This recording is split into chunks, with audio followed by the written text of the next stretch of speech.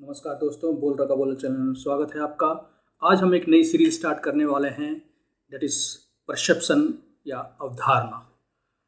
Perception जो है वो किसी भी चीज़ को, किसी भी इवेंट को, किसी भी पर्सन को देखने का एक पर्सपेक्टिव या एक एंगल इसको कहा जाता है।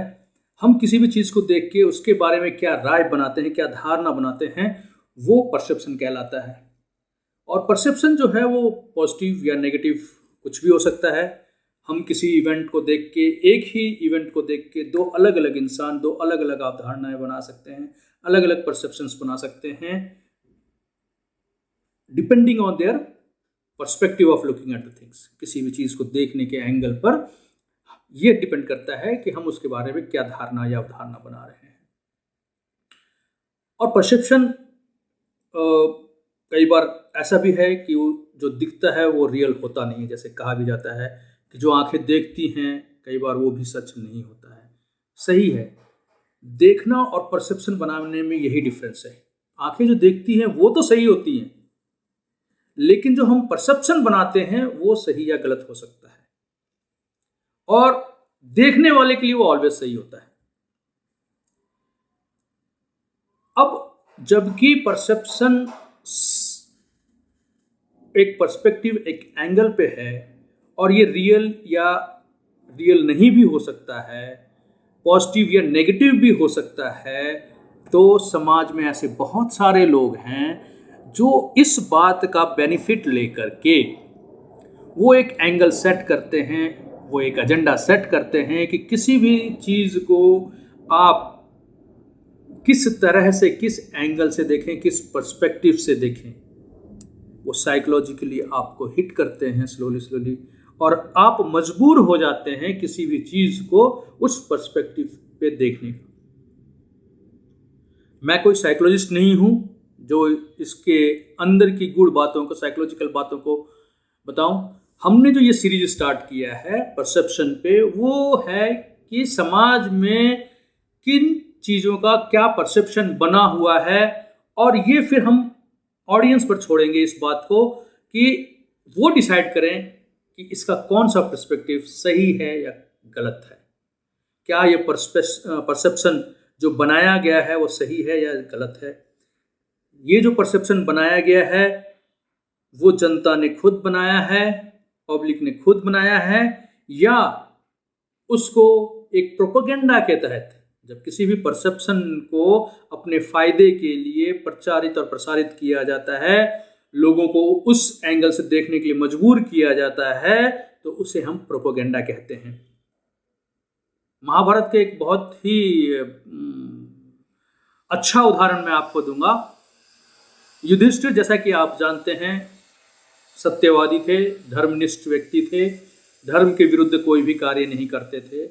युद्ध में द्रोणाचार्य को मारने के लिए जो प्लानिंग की गई थी, उन्हें हराने के लिए जो प्लानिंग की गई थी, ऐसा प्लान किया गया था कि द्रोणाचार्य युद्ध छोड़ दें या युद्ध से ना लड़ें, ऐसा कोई चीज़ किया जाए। तो उसमें यह आया कि अगर उन्हें यह बताया जाए कि अश्वत्थामा मारा गया, जबकि अश्वत्थामा जीवित थे, वो मारे नहीं गए थे, और द्रोणाचार्य विश्वास करें, इसके लिए ऐसे आदमी को वो बोलना चाहिए कि जिसके बोलते ही उनको ये हो कि यस, ये आदमी तो झूठ बोलता नहीं है, और युधिष्ठिर से अच्छा कैंडिडेट कौन हो सकता है। लेकिन युधिष्ठिर ने कहा कि मैं झूठ नहीं बोलूंगा। तो रास्ता निकाला गया कि ठीक है, आप झूठ मत बोलिए, आप जो चीज़ है आपको जैसे बोलना है वैसे बोलिए, लेकिन पहले बोलिए अश्वत्थामा मारा गया, उसके बाद की सच्चाई आप कंटिन्यू कीजिए।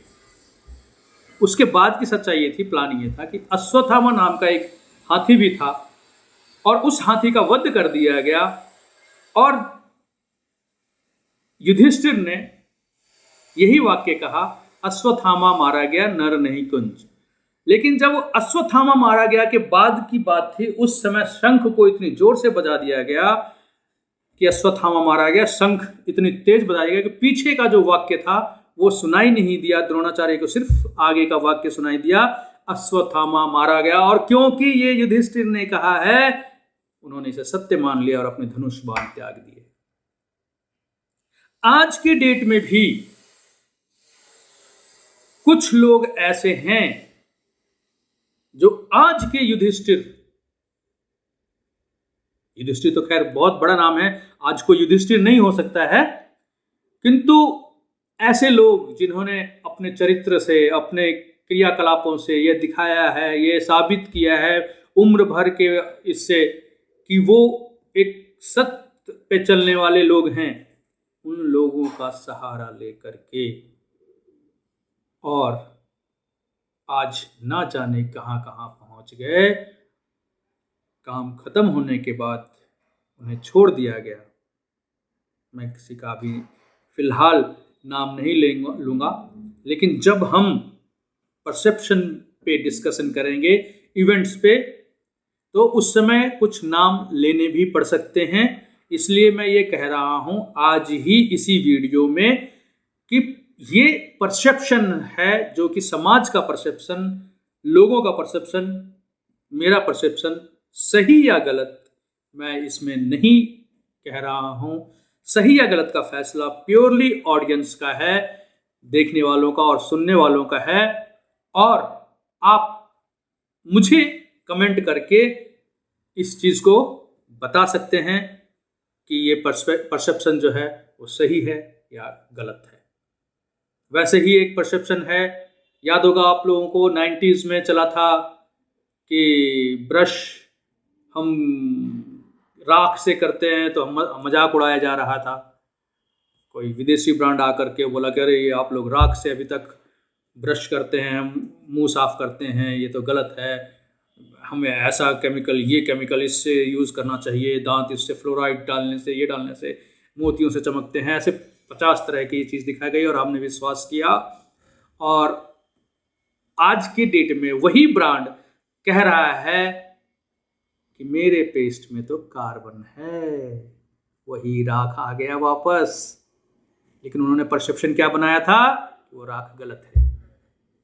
ऐसे ही बहुत सारे जो उद्योगपति घराने हैं, औद्योगिक घराने, वो मल्टीनेशनल्स, उस तरह की अवधारणा, परसेप्शंस बनाने में कामयाब होते हैं।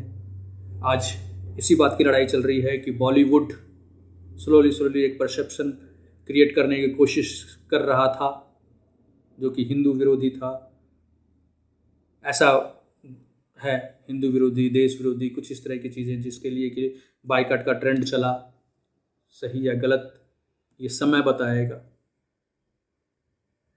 इसी तरह के उलझनों से उलझे हुए परसेप्शन के इस माहौल में मैं ये सीरीज आप लोगों के लिए लेके आया हूँ, और इस इंटरेस्टिंग सब्जेक्ट को जानने समझने के लिए आप लोग चैनल को सब्सक्राइब कीजिए, बेल आइकन जरूर दबाइए, क्योंकि जब भी परसेप्शन का नया सीरीज आएगा आपको नोटिफिकेशन आ जाएगा और आप हमारे साथ जुड़ पाएंगे।